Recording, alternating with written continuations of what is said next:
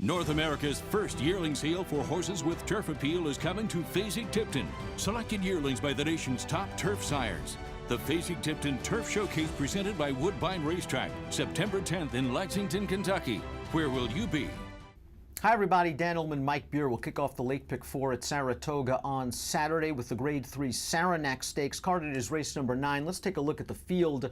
We're going 1 1/8 miles on the turf for 3-year-olds. And Mike, the number 4 Bricks and Mortar, a deserving 8-5 morning line favorite, undefeated from 4 lifetime starts, and this horse kicks hard in the stretch. Yeah, he's got some finish that he brings with him out to the track. It'll be amazing. I guess Saturday will be the first time this horse goes favored in his career. He's never been favored for Chad Brown.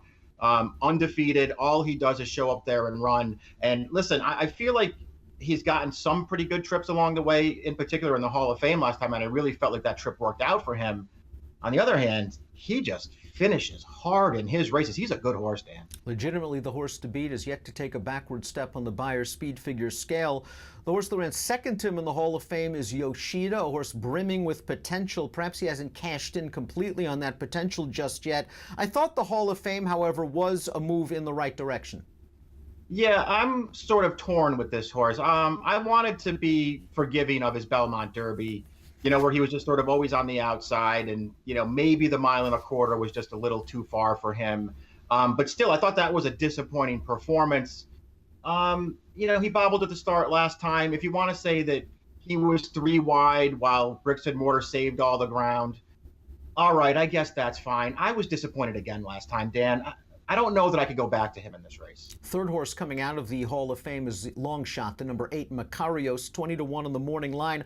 I wanted to give him a little bit of a look at a big price in the Hall of Fame. He came about 4 or 5 wide into the stretch, but he really just didn't finish with any sort of interest. Perhaps stretching back out to the 1 1/8 will help this long-winded son of Giants Causeway, and he'll get some pace to run at. Yeah, I agree with that. I think the added distance will help him, and you're right. I think there's a little more pace for him in here, so that will help him too. I don't know if Saturday's the day, but there's a race out there for him where I think he's going to come running at a big price and get it done. Let's take a look at the Timeform U.S. pace projector for this year's Saranac. Now, we're going to disagree, I think, with our friends at Timeform U.S. They have the 7 Mo Maverick clearing off on the 5 Voodoo Song. Voodoo Song is 3 for 3 for Linda Rice and has not been headed in any of those races. I think Jose Lezcano is going to put the pedal to the metal with Voodoo Song. I would just flip the 5 and 7. Yeah, if this horse runs on Saturday, I think you're going to see this horse out in the lead. I mean, I don't see why they would change anything now. We talked about Bricks and Mortar being undefeated 4 for 4 on the grass. This horse also undefeated 4 for 4 on the grass, and he's already won 3 times up here this meet. He's in a little tough here. I doubt that he could keep his undefeated streak intact against this kind of a field, but if he runs, I think you'll see him on the front. Mo Maverick scored in the Lamplighter last time out at Monmouth. Sort of a weak race, but he did it in pace-pressing fashion. A weak race to be sure. The 5th-place finisher came back and got beaten in entry-level allowance at Monmouth with only an 84 Beyer speed figure. I guess he's in closest attendance to Voodoo Song, but I think that's sort of a darned if you do, darned if you don't spot, where you have to attack Voodoo Song, and it could leave you vulnerable to the good closers.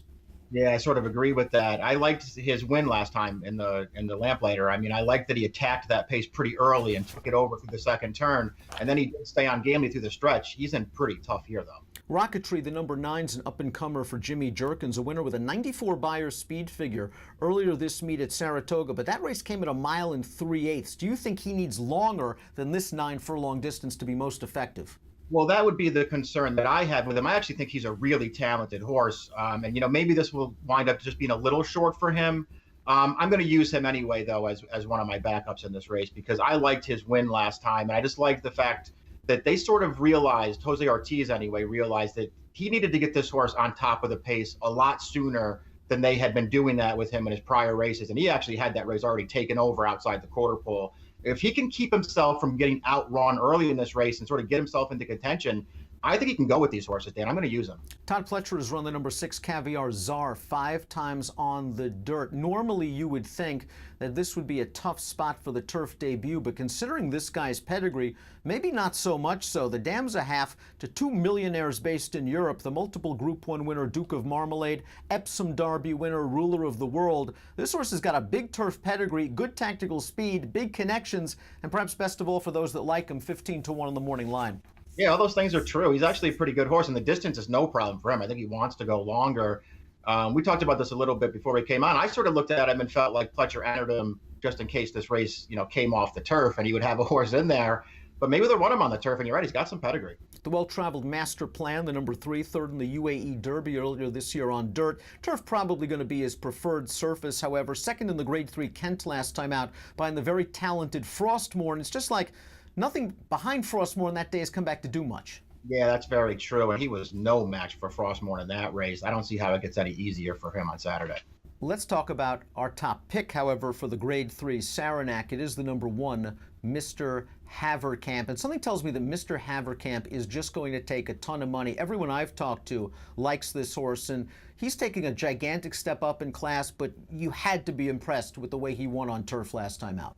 Yeah, I think anybody who pulls the replays of either of his first 2 races has to be impressed by him. I mean, he wasn't beating all that much last time in his turf debut, but he just absolutely aired on that field. He was really impressive in that race. He's got a great post on the inside, and he's got some good tactical speed. There are things to like about him. It's a huge step up in class. He'll have to improve to beat a horse like Bricks and Mortar. I was hoping he could do it, and I was hoping that he would still be a little bit of a price as he gets tested for the first time. If he gets back down, as you point out, it seems like everybody likes this horse a little bit. I guess I would just have to abandon him, but I'm very interested to see what he does on Saturday. Trainer Catherine Day Phillips has only run 1 horse previously at Saratoga. That was a dozen years ago in the Saranac. She won that race. She brings back Mr. Haverkamp. I'm going to go 1-4-9-2 in the Grade 3 Saranac. Race number 9 at the Spa on Saturday kicks off your 50-cent late pick 4. Best of luck.